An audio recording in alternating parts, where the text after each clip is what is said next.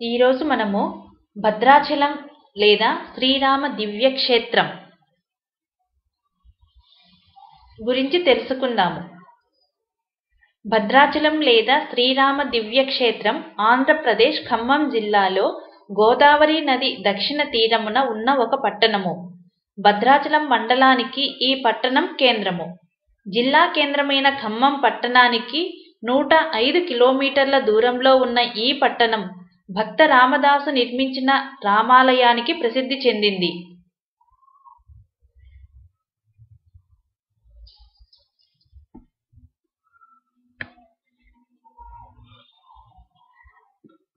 రామాలయ ప్రశస్తి.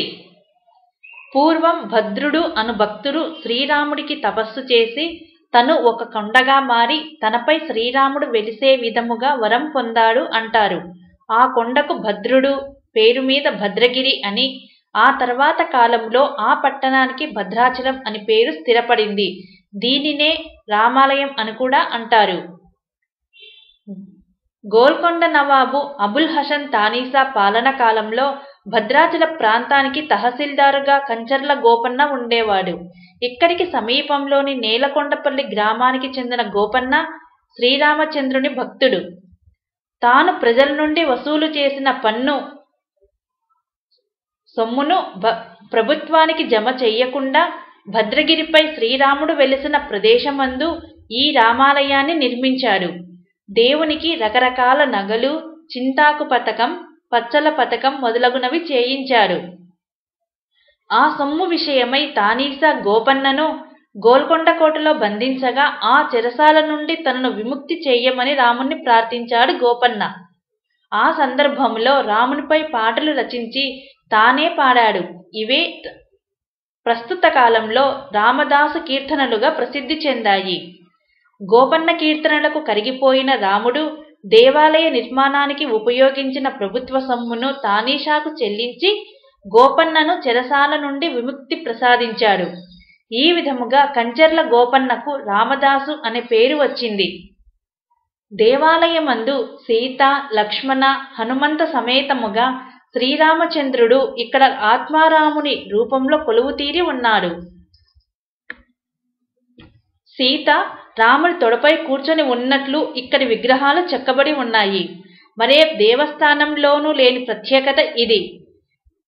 ప్రతి సంవత్సరం శ్రీరామనవమి వైభవముగా జరిగే సీతారామ కళ్యాణ ఉత్సవానికి అశేష ప్రజానికం వస్తారు.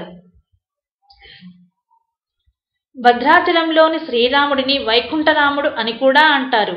ఎందుకంటే ఇక్కడ రాముడు వైకుంఠమునకు వెళ్ళిన తరువాత మరలా భూమి మీదకి వచ్చి తన భక్తుడైన భద్రుడి కోరిక తీర్చి భద్రపర్వతంపై నిలిచినాడు.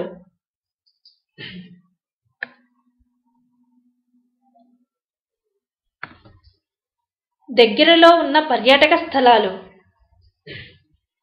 కిన్నెరసాని. భద్రాచల పట్టణం నుండి 32 కిలోమీటర్ల దూరంలోని కిన్నెరసాని నదిపై ఒక డ్యాము, జింకల పార్కు ఉన్నవి.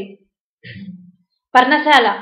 వనవాస సమయంలో శ్రీరాముడు ఇక్కడ ఉన్నాడని, ఇక్కడి నుండే సీతను రావణుడు అపహరించాడని స్థానికుల కథనం. పాపికొండలు. సుందరమైన గోదావరి నది, కొండలు, ఆహ్లాదకరమైన వాతావరణం దీని ప్రత్యేకత. భద్రాచలం నుండి పడవలో ఇక్కడికి వెళ్లే సౌకర్యం ఉంది.